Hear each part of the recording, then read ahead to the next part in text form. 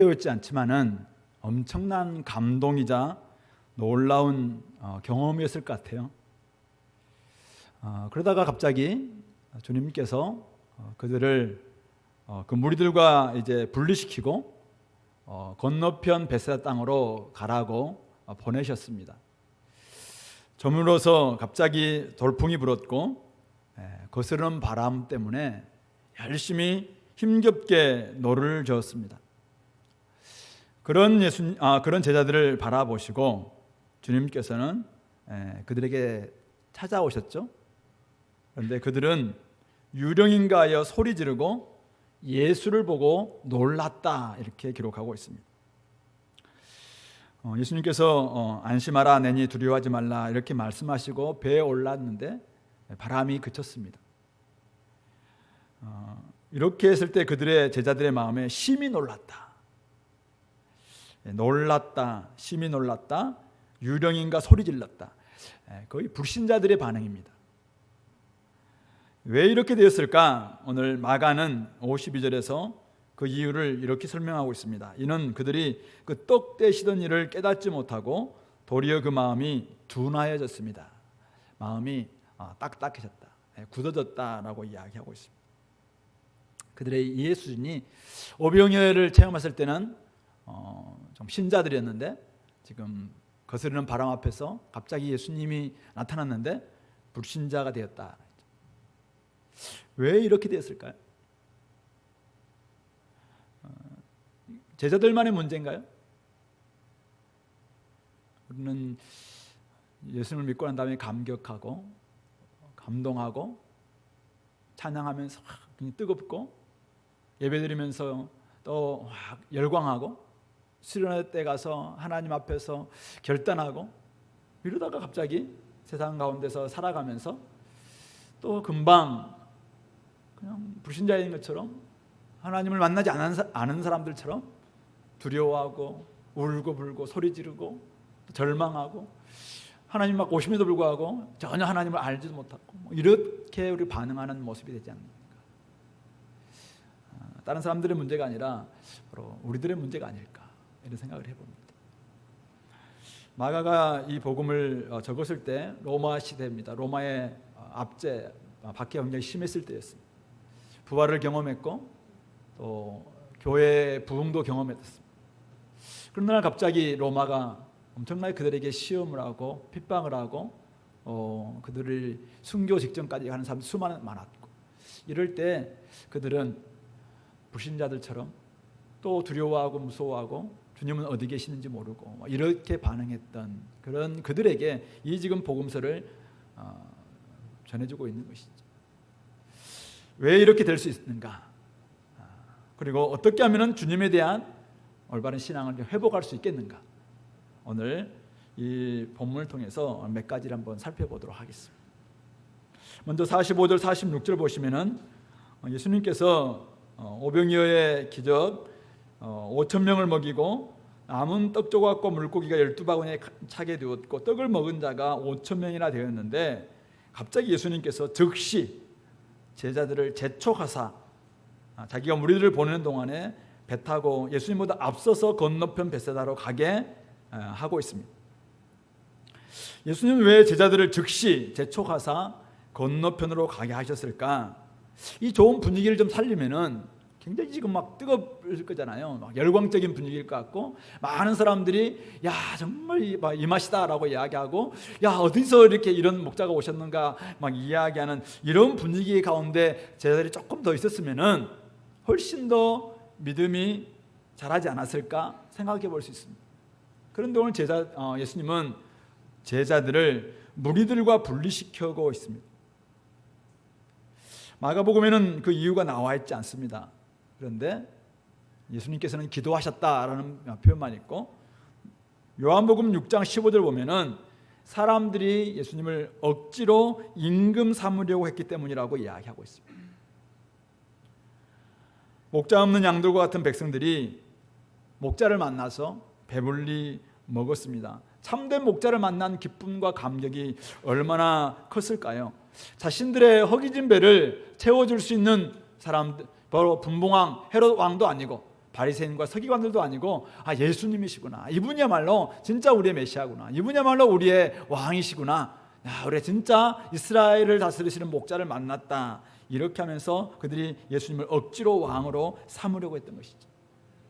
그런데 그런 상황에서 예수님은 제자들을 제쳐가사 즉시 배 타고 건너편으로 가라, 이렇게 이야기를 했습니다. 그리고 예수님은 작별하시고 물리들과 작별하시고 기도하러 산으로 가셨습니다. 예수님도 제자들도 이 무리들의 욕망, 무리들의 욕심, 무리들이 추구하고 있는 그것들과는 구별되어야 되고 분리되어야 될 필요가 있었다는 것을 이야기하고 있습니다. 제자의 길은 예수님을 따라 자기를 부인하고 십자가를 따라가는 길입니다. 그런데 지금 상황에서는 십자가를 통과하기도 전에 이미 왕으로 삼으려고 하고 있고, 여전히 자기들의 그냥 민생의 문제나 해결해 줄 수 있는 그런 메시아로 예수님을 대하면서 왕으로 삼으려 하고 있으니까 예수님은 그들을 빨리 제촉해서 분리시켰고, 예수님도 산에 가셔서 홀로 기도하셨다는 사실이죠. 만약 이 주님의 떡 되시던 일을 이들이 제대로 좀 깨닫고 이분이 누구인지를 제대로 알았다면, 제자들은 이런 상황 속에서 아마 예수님처럼 기도했어야 했습니다. 그리고 우리가 가는 이 길이 결국 예수님을 따라가는 길이고, 예수님께서 보내시는 길이고, 예수님께서 원하시는 길이다라는 것을 제대로 알았다면 우리 속에 있는 욕심과 욕망과 이런 것들을 철저히 버릴 수 있는, 사실은 예수님이 산에 가서 기도하시는 것처럼 이들도 기도했어야 되는 것이죠.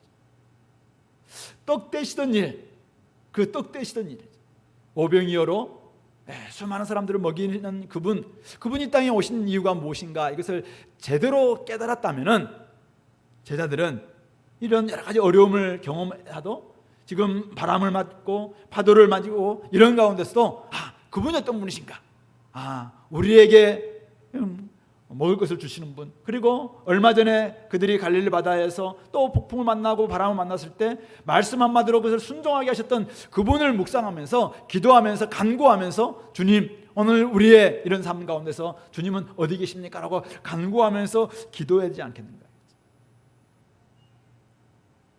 근데 우리는 종종 조금 어려움을 당하면 실패라고 생각하고, 힘든 일을 당하면 내가 뭔지 좀 패배했다, 또 좀 내가 지금 잘못된 길을 가고 있는 것이 아닌가, 이렇게 생각할 때가 종종 있습니다.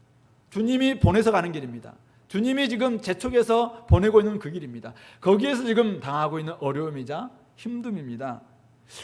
나름대로 제자들은 그냥 그곳에 있으면서 사람들이 막 열광하는 그 속에서 자신들도 있으면서 좀 우쭐한 짜릿함을 경험하고 싶은 그 마음이 있었을 것 같아요. 그러니까 주님은 지금 그들을 빨리 지금 제촉시키고 있는 것이죠.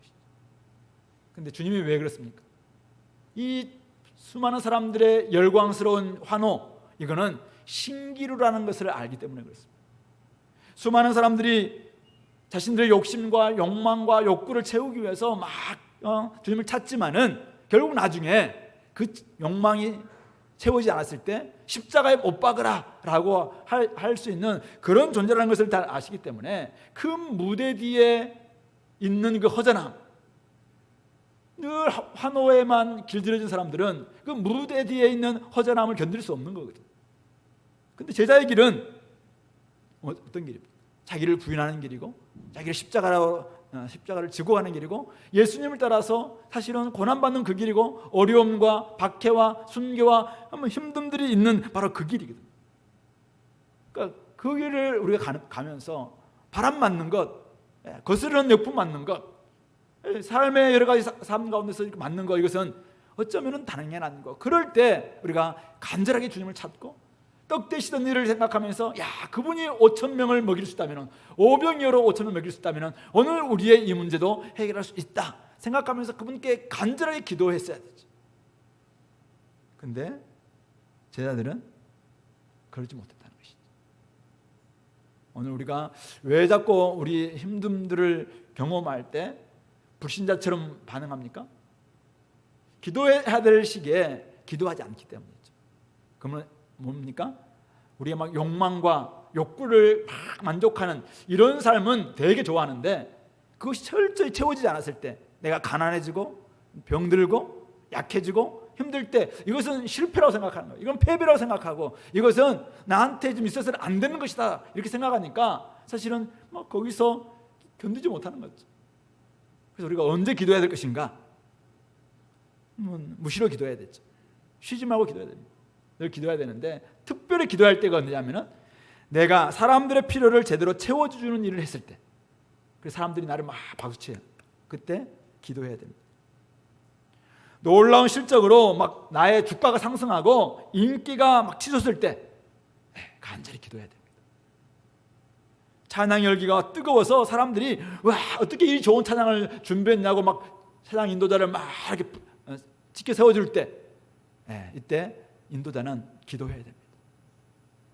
주님의 능력에 열광할 때 우리는 거기서 감격하고 뜨거운 기쁨을 가지고 있어야 되지만은, 사실은 주님의 무능력, 주님의 능력이 없는 것 같은 십자가를 지는, 주님이 계시지 않는 것 같은 3일 동안 주님은 계시지 않는 것 같은 삶, 그때 우리는 간절히 기도해야 됩니다.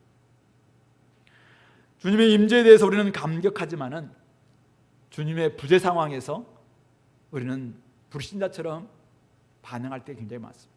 그러나 오늘 우리가 주님께서 이 시간에 여전히 기도하면서 자신이 가야 될 길이 어딘지, 자기가 무엇 때문에 이 길을 지금 시작했는지, 사람들이 수많은 환호가 있지만은 저것이 아니라 저것은 신굴에 불과하고 결국 내가 가야 될 길이 무엇이다 라는 것을 생각하며 주님 앞에 기도했던 것처럼 오늘도 우리가 기도해야 됩니다. 고난이 올 때 기도해야 됩니다. 어려움이 올 때 기도해야 됩니다. 열광할 때 기도해야 됩니다.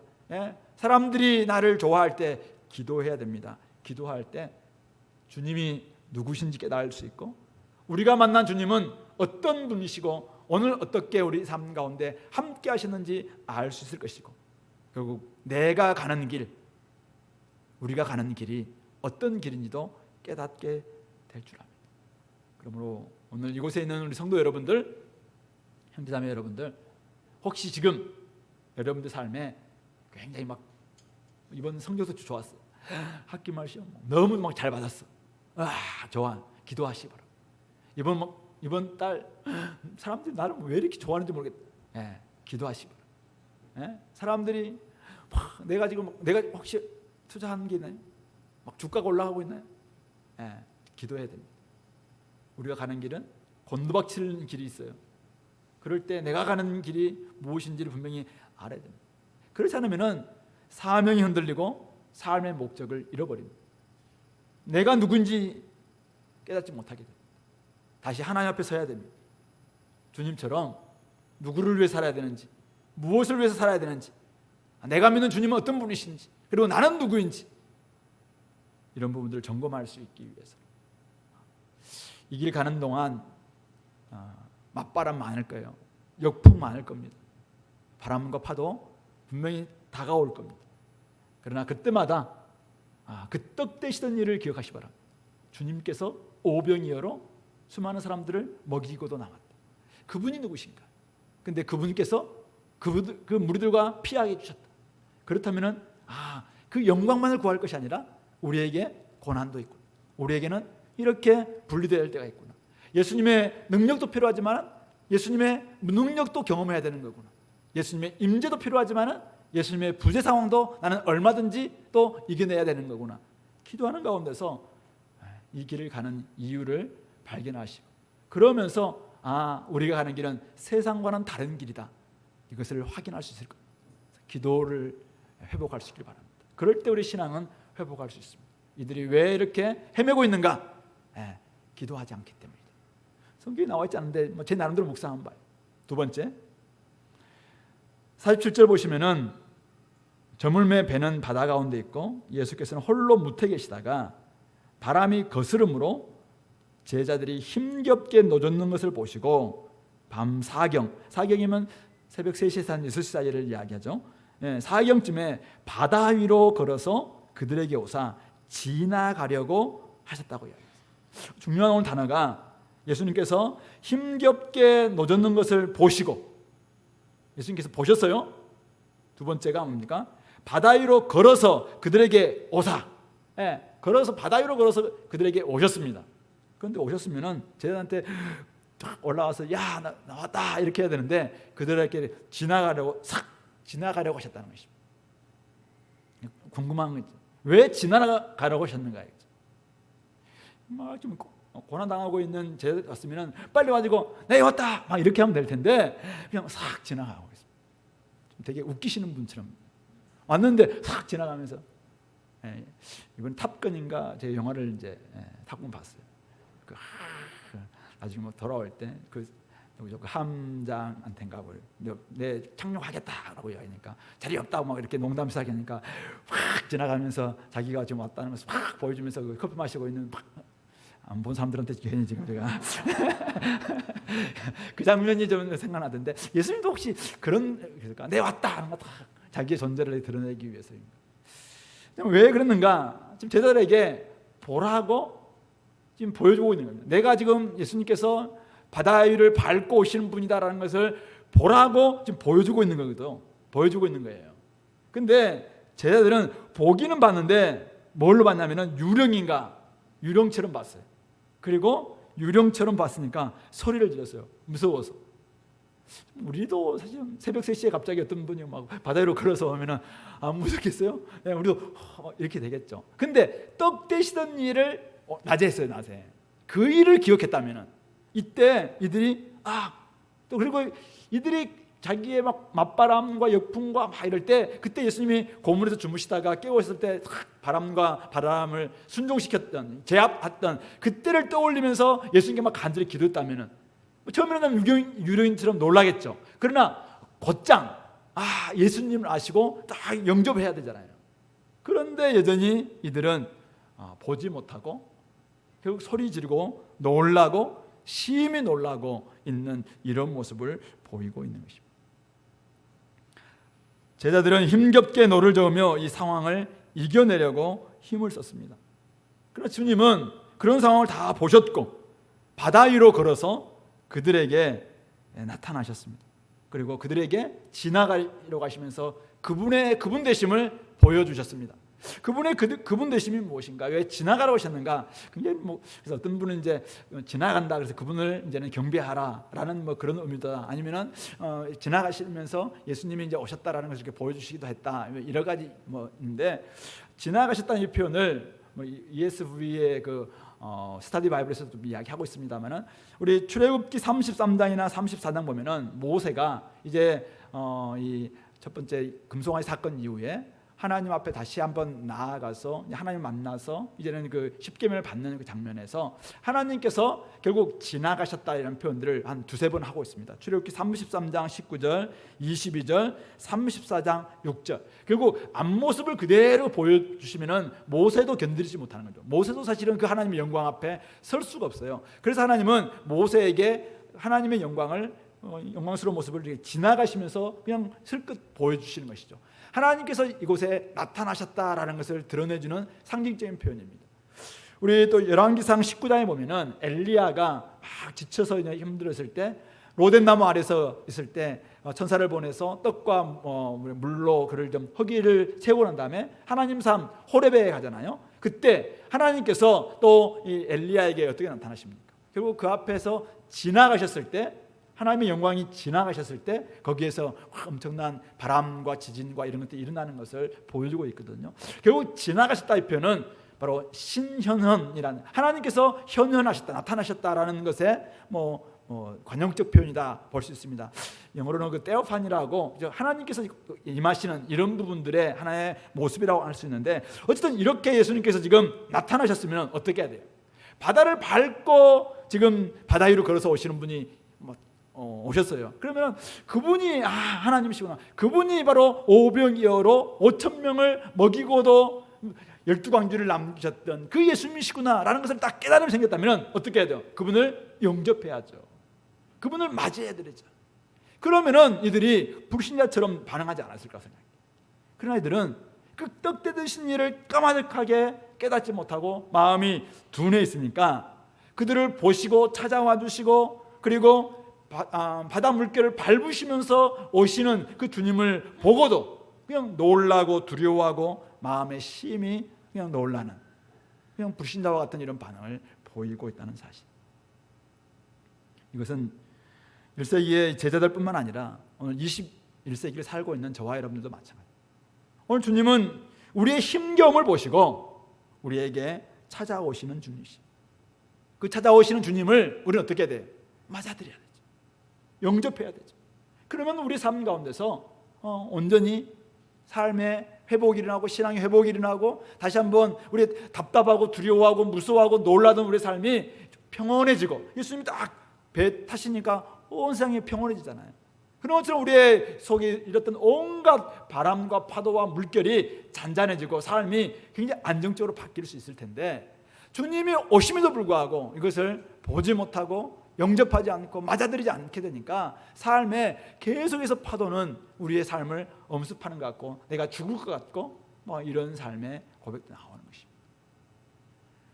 그분께서는 찾아오시되 바다 위로 걸어서 오시는 분이십니다. 바다 물결을 밟고 오시는 분이십니다. 그냥 지나가려고 하십니다. 모세에게, 엘리야에게 나타나신 것처럼 그렇게 나타나시는 것입니다. 만약 그분께서 그냥 우리 제자들이 지금 배 타고 있는데 막 뒤에서 누가 사람 불러가지고 보트를 가지고 막 예수님 혼자서 막 했다고, 굉장히 이성적이잖아요. 굉장히 이성적이고 합리적이고, 예수님이 아니 그때는 없었지만 갑자기 예수님께서 모터보트를 타고 막 오셨다 이러면 진짜 우리가 더 이상 믿지도 않겠죠. 그러나 예수님이 어떻게 오셔야 돼요? 예수님이 하나님이시라면 어떻게 오셔야 돼요? 오병이어로 5천 명을 먹이고도 12광이 남기신 예수님이라면 어떻게 오셔야 돼요? 바다 물결을 밟고 오셔야죠. 바다 위를 걸어서 오셔야 되죠. 홍해를 가르고 이스라엘 백성들을 마른 땅으로 걷게 하신 하나님이신데 당연히 지금 제자들이 고통당하고 있는 거기에 배 타고 전체 유제자에게 오시면 되겠나요? 당연히 바다 위를 걸어서 오셔야 되죠. 왜요? 떡 대신 일 한번 기억해 보시기 바랍니다. 우리가 예수님이 십자가에 죽으셔서 우리의 모든 죄 문제를 해결해 주시고 우리를 어두움의 죄악 가운데서 새로운 살 길을 열어서 하나님께로 인도하신 분이라는 것을 우리가 진짜 믿는다면은, 그 분을 믿는다면은 오늘 우리에게 찾아오시는 주님이 우리의 이성을 좀 초월하게 오셔요. 우리의 합리적인 계산과는 다르게 오세요. 그 주님이라면 당연히 우리가 그분을 영접하고 우리의 삶의 주인으로 모셔야죠. 그래야지 우리 삶에 잔잔해질 거 아니겠습니까? 그분이 하나님이시고 그분은 바람과 파도를 잔잔케 만들 수 있는 주권자이시고 그분은 하나님의 아들이신데 그냥 이렇게 오시니까 사람들은 어떻게 이야기합니까? 이거는 우리의 이성으로는 이거는 가짜다, 이런 기적은 일어날 수 없다. 그러니까 예수님이 갯벌이로 오셨다, 이렇게 해석하는 거예요. 그리고 호수 옆에 이 길이 있었는데 호숫가로 오시는 것이 마치 바다 위를 걸어서 오시는 것 같았다. 합리적이긴 해요. 이성적이긴 해요. 근데 그런 분이 어떻게 우리를 구원할 수 있어요? 그런 분이 어떻게 우리를 바람과 파도에서 건질 수 있나요? 그 떡 되시던 5병이어로 5천 명을 먹일 수 있는 그분이 결국 우리를 죄악 가운데서 건지셨고, 오늘도 우리가 지금 수많은 바람과 파도와 어둠의 문제에 싸우고 있을 때 우리에게 찾아오셔서 우리를 도우실 수 있는 분이시죠. 그러니까 그분을 우리가 영접해야죠. 그분을 받아들여야 되죠. 인생의 경랑을 맡고 있는 여러분들, 혹시 여러분 삶의 질병이라든지 아니면 시련의 문제라든지 아니면 사업의 실패라든지 아니면 앞날이 지금 보이지 않는다든지 여러 가지 문제로 말미암아 지금 바람과 거스르는 파도에 힘들어하는 사람들이 있습니까? 오늘 주님은 이 모든 문제를 보시고 우리에게 찾아오시는 분이십니다. 그분을 볼 수 있는 눈이 바로 믿음의 눈인 것입니다.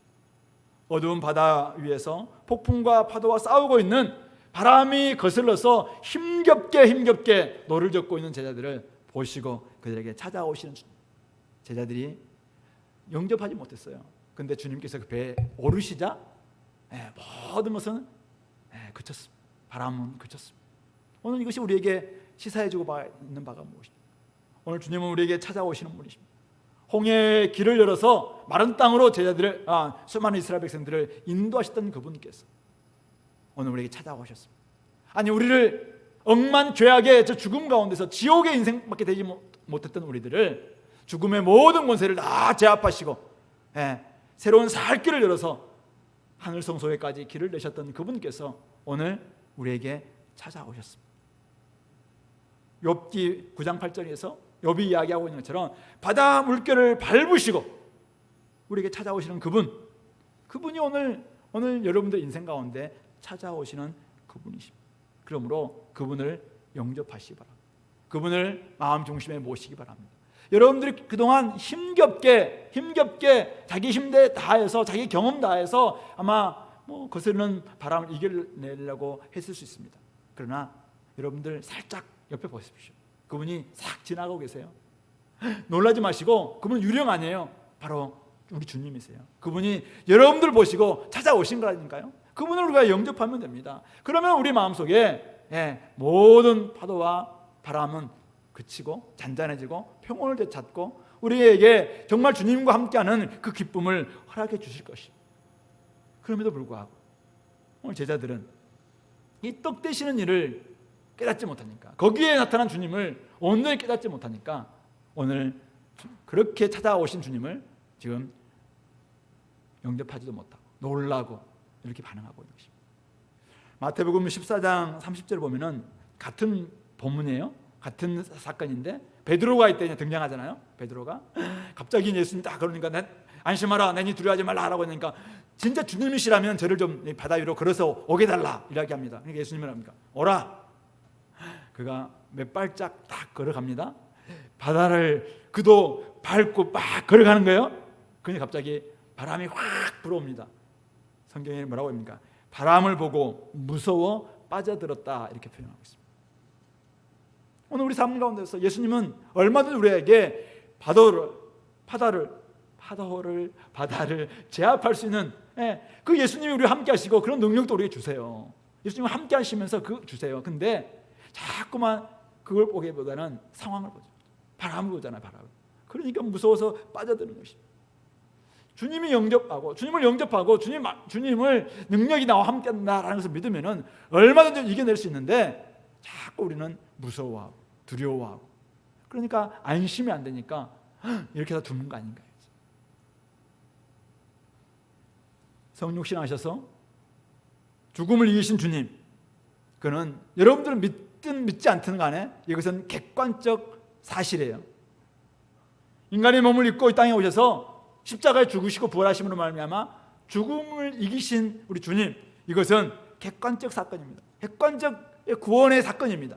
이 구원의 놀라운 사건이 오늘 여러분들 삶 가운데서 여러분들 믿음으로 말미암아 여러분들에게 주관적으로 임했잖아요. 이것을 구원이라고 개인적 구원이라고 이야기하잖아요. 자, 이렇게 구원받았다면은 이게 떡 되시던 일이 어쩌면은 주님이 자기의 몸을 찢고 살을 온전히 찢으심으로 말미암아 피 흘려서 우리와 함께 온전히 하나 되었고 오늘 주님이 그 능력이 우리 가운데도 임해서 하나님의 아들, 하나님의 딸이라는 이 권세를 우리에게 주셨잖아요. 그런데 오늘 우리가 이 땅에서 이 길을 걸어가는 동안 바람을 맞습니다. 파도를 맞습니다. 밤 사경과 같은 이 어두움을 맞기도 합니다. 때로는 우리가 두려움과 무서움이 찾아오죠. 이럴 때 어떻게 해야 됩니까? 객관적으로는 주님께서 그렇게 하셔도 주관적인 나한테는 그게 안 된다? 이게 넌센스죠. 이 땅에 오셔서 진짜 이 문제를 철저히 해결하셨다면 오늘 우리 삶 가운데 여러분들의 개인적인 모든 문제를 할지라도 여러분들 지금 느끼고 있는 그 무서움과 두려움의 그 문제를 왜 우리 주님께서 외면하시겠냐 이거죠. 그러므로 그분을 영접하시기 바랍니다. 주님을 영접하시고 주님을 여러분들 삶에 모시기만 한다면 그분이 여러분들 마음을 지금 두들고 계세요. 그래서 여러분들이 그분을 모시고 먹고 마시고 함께 교제하는 그런 가운데만 있기만 한다면 얼마든지 우리는 다시 신앙을 회복할 수 있고 다시 우리의 이해 수준을 다시 한번 뛰어넘어서 이제는 신앙의 힘으로 믿음의 힘으로 이 길을 걸어갈 수 있을 거라 저는 믿습니다.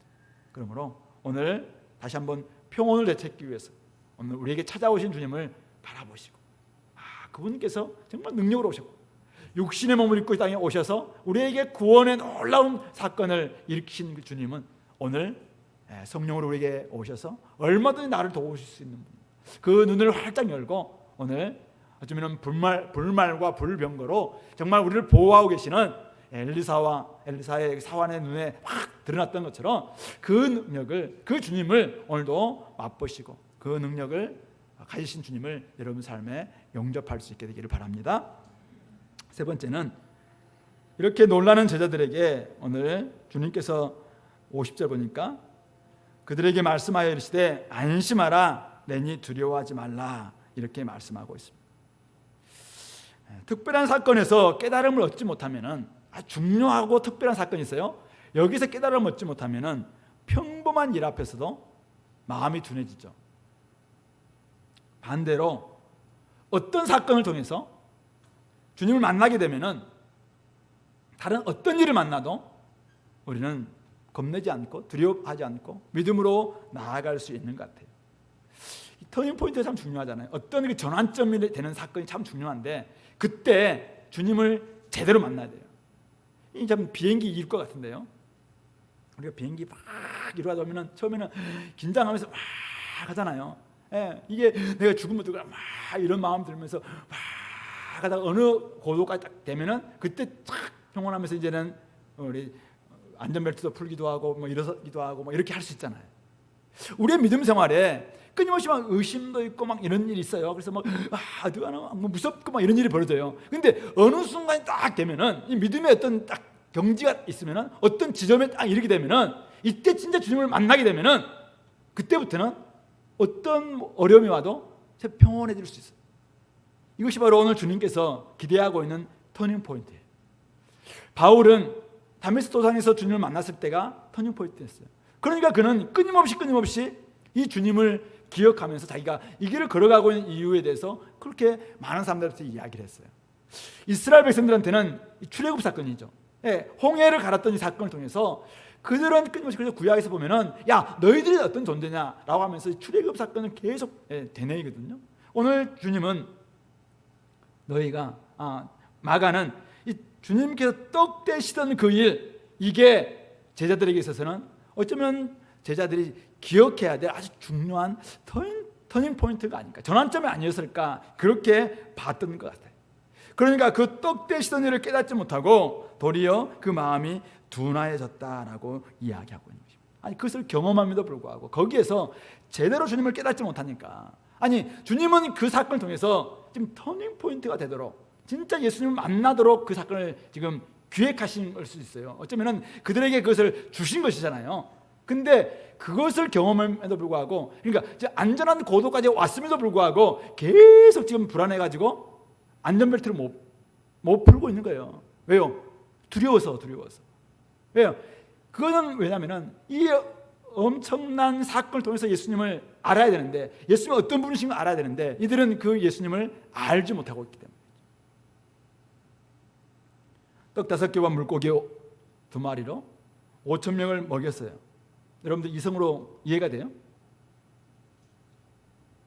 우리 19세기, 20세기에 이 본문을 가지고 이제 많은 사람들이 굉장히 이성이 발달했을 때 아시잖아요. 그래서 이것을 어떻게 해석할까?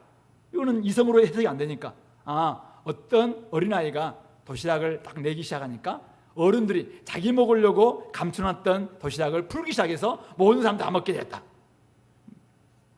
이성적으로 이해가 돼요. 합리적인 것 같아요 그게.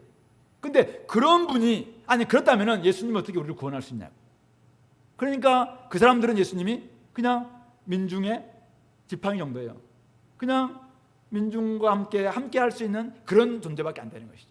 우리를 영적인 죽음에서 건져줄 수 있는 그런 구원자는 될 수 없는 것이죠. 오늘 이 오병이어의 사건을 통해서 예수님이 어떤 분이신가를 제대로 깨달을 수만 있다면 나머지는 안전고도에 이미 이 지경에 올라야 된다는 것이잖아요. 그런데 그것을 깨닫지 못하니까 자꾸만 헛된 이야기를 하고 있는 것입니다. 아빠가 우리 대학부 수련 때 한번 이야기했는데 아빠가 막 선물을 막 사왔어. 근데 아이가 아빠 봤는데 선물 딱 봐서 선물만 딱 가져가고는 아빠는 이제 본체 많지 하고는 막 선물만 가지고 맨날 이렇게 하는. 그래서 늘 오면은 아빠는 안 보고 손에 뭐가 있나 이것만 보잖아요. 이적을 경험하면서 많은 사람들은 거기에 맞들기 시작하면은 예수님은 알지 못한 채 자꾸 이적 거기에만 관심을 기울이는 것입니다.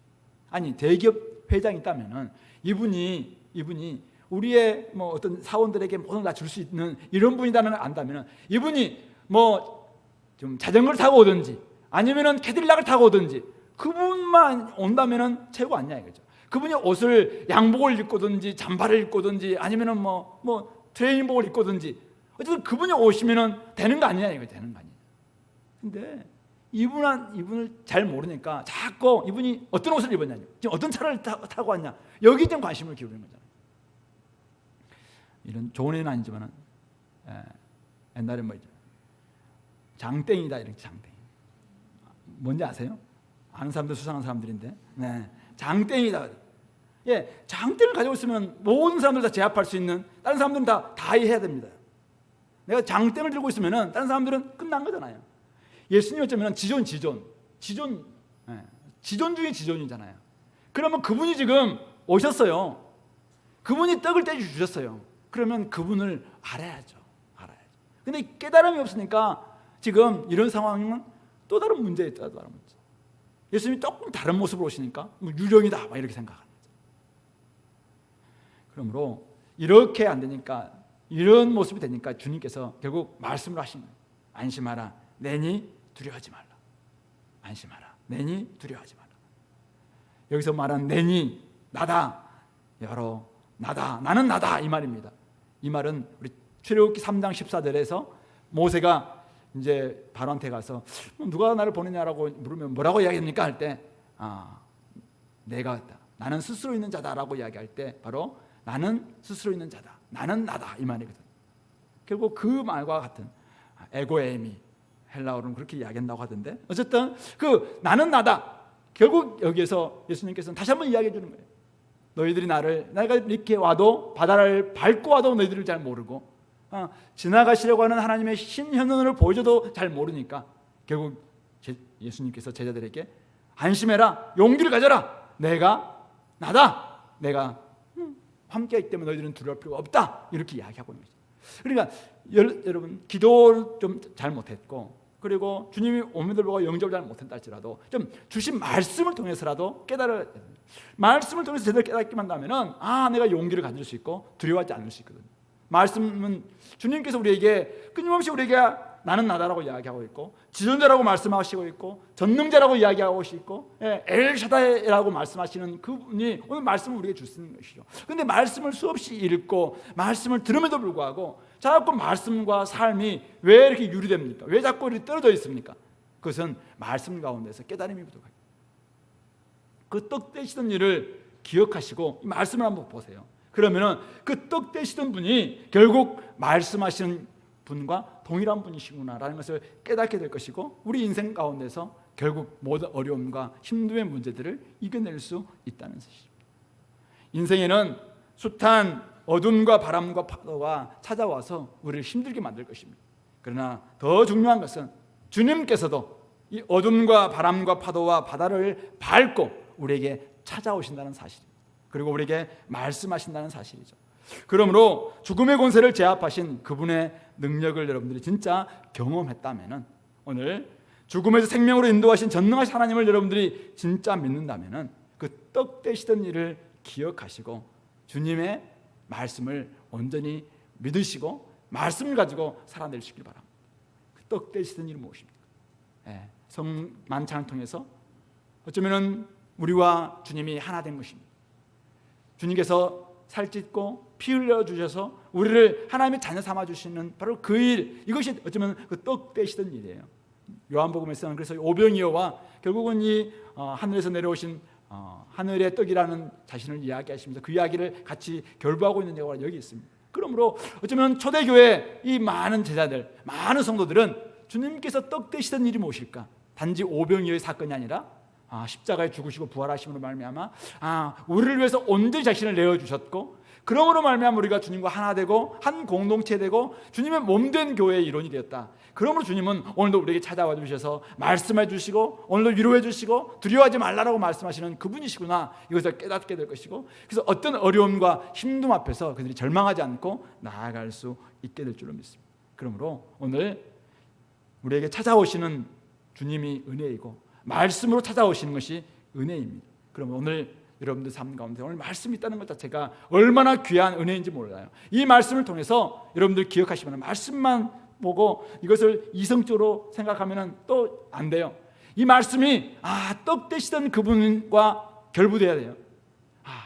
물고기 2마리와 떡 5개로 5,000명을 먹일 수 있는 그분, 그리고 우리의 인생의 가장 절망적인 죽음의 문제를, 죄의 문제를 자신의 떡 되심으로 말미암아, 살찌고 피 흘려주심으로 말미암아 우리를 온전히 구원해 주신 그분, 그분이 오늘 나에게 찾아와 주셔서 나에게 함께 해주시는 그분이시고, 그렇다면 이 말씀은 나에게 어떤 놀라운 일을 일으킬 것인가, 이것을 막 생각하면서 감격해하면서 막 상상하면서 우리가 믿음으로 나아갈 수 있게 될 줄을 믿습니다. 바울이 유라굴로라는 엄청난 광풍을 만났을 때 그도 사실은 두렵지 않았겠습니까? 그러나 주님께서 말씀으로 그에게 찾아와 주셨어요. 그래서 그들에게 이야기합니다. 많은 사람들에게 이야기합니다. 두려워하지 마라, 안심하라. 이제는 나는 나에게 말씀하신 하나님을 믿는다라고 이야기하면서 어젯밤에 나에게 이렇게 말씀하셨다.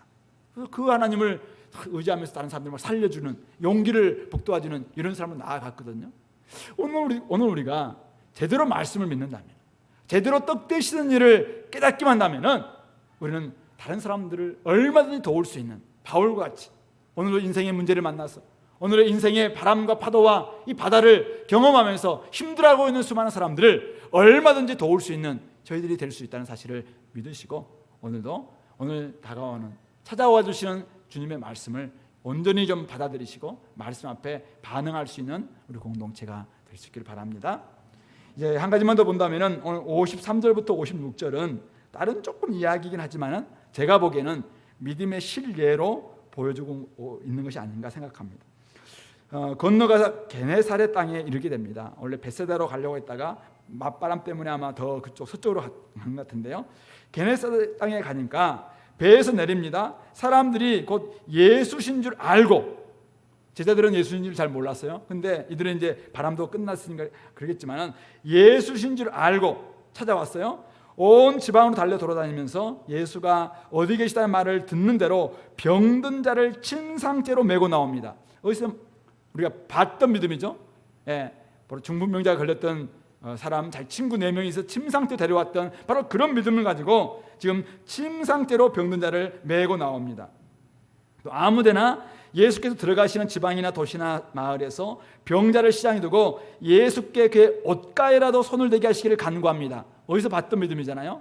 12회를 흘릴 줄 알았던 그 여인이 앞으로 나올 수 없어서 예수님의 옷가에라도 손을 대면은 낫겠다는 그 믿음 가지고 나왔다는, 바로 그런 믿음을 보이니까, 간구하니까 결국 손을 대는 자는 다 성함을 얻었다라는 이야기입니다. 바로 이들은 지금 그 떡 되시던 일을 깨닫지 못하고 마음이 둔해졌던 제자들보다는 좀 더 나은 믿음의 소유자들입니다. 이들은 누군지 정확히 나와 있지 않습니다. 이들은 무명의 사람들입니다. 그런데 그들은 중풍병자를 도왔던 친구들의 믿음, 그리고 12회를 혈루증으로 앓았던 그 여인의 믿음 가지고 예수님께 찾아와서 간구하고, 결국 옆에 있는 친구인지 가족인지 이웃인지 모르겠지만 그들을 돕는 사람들로 나아가고 있는 것입니다. 주님께서 우리에게 찾아오시는 것이 은혜입니다. 뿐만 아니라 우리가 믿음 가지고 주님께 찾아가서 간구하기만 한다면 얼마든지 우리는 은혜를 받을 수 있다라는 것을 보여주고 있는 하나의 신뢰가 아닌가 생각해 봅니다. 주님께 찾아와 간구하는 것이 믿음이고 은혜를 얻는 길입니다.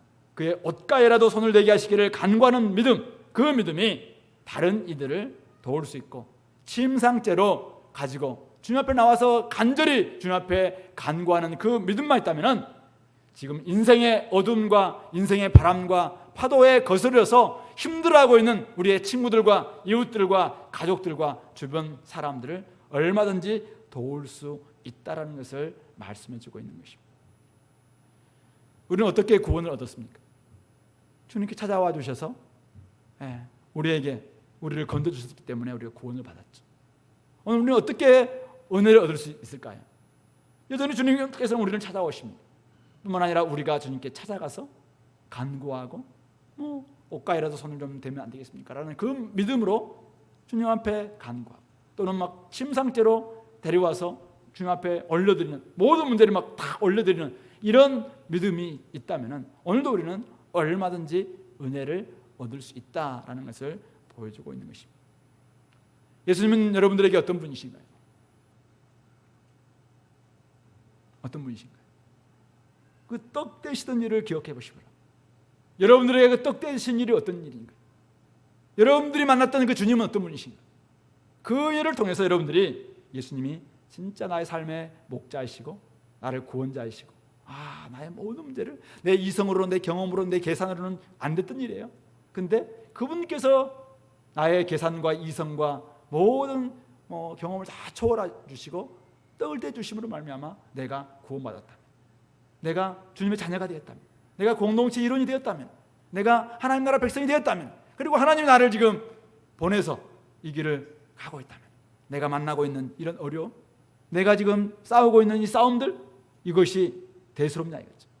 아니 그분을 통해서 그분이 하늘과 땅에 권세를 다 가지고 계신 분이신데, 아니 그분이 오병이어로 5천명을 먹이신 분이신데, 그분이 홍해에 길을 내셔서 마른 땅으로 200만 명의 이스라엘 백성들을 인도하신 분이신데, 아니 그분이 그 엄청난 고난 속에서 힘들어하던 욥을 다시 한번 구원해 주시는 그분이신데, 아니 그분이 엘리야에게 찾아와 주셔서 말씀해 주셨고, 다니엘에게 찾아와 주셨고 건져 주셨고, 큰 물고기 뱃속에서 기도하던 요나를 건져 주셨던 그 주님 아시나요? 아니시냐요? 그분에 대한 믿음이 확고하다면 우리가 오늘 맞고 있는 이 어려움과 바람과 파도가 오늘 우리를 왜 불신자 만드느냐 이죠. 왜 그렇게 놀라고 무서워하고 두려워하게 만드냐. 그러므로 여러분들에게 떡 떼시던 일을 기억하시기 바랍니다. 그 일이 어떤 일입니까? 여러분들을 온전히 바꿨던 그 터닝 포인트. 그 사건 이후에는 우리가 이제는 안전하게 이렇게 화장실도 갈 수 있고, 일어서 가지고 좀 짐도 내릴 수도 있고, 책도 좀 보기도 하고, 승무원한테 좀 음료수 좀 달라고 이야기할 수도 있고, 이 정도 사실은 우리가 좀 평안함을 가져야죠. 근데 아직도 붙잡고요. 그래서 언제 탁건이 될 거예요? 언제 여러분들이죠 제대로 좀 주님의 일을 할 수 있겠습니까? 그러니까 지금쯤이면은 탁 안전 고도에 올라온 거 아닌가요, 여러분들? 그래서 혹시 아직도 그 고도에 올라오지 않은 사람이 있다면 내가 기도하지 않을 수도 있겠고, 내가 오신 주님을 보지 못해서 영접하지 않을 수도 있고, 나에게 말씀하셨음에도 불구하고 그 말씀을 내가 믿지 못하고 그냥 받아들이지 못하고 있기 때문 아닌가 생각해 보시고 믿음으로 반응하고 간구할 수 있는 저와 여러분들 될 수 있길 바랍니다. 같이 한번 기도할까요? 오늘 말씀을 좀 기억하시면서, 하나님, 오늘 우리가 경험하고 있는 여러 가지 맞바람들, 거스르는 싸움들 힘겹는데, 그러나 하나님, 제가 주님과 떡 떼던 일을 기억합니다. 제가 주님이 저에게 찾아와 주셔서 놀랍게 일하셨던 그때를 기억합니다. 하나님, 이제는 제가 믿음 가지고 온전히 이 싸움들을 이겨내게 도와주시고 하나님이 기뻐하시는 그 지점까지 나아갈 수 있도록 함께 해달라고 우리 같이 한번 기도하겠습니다.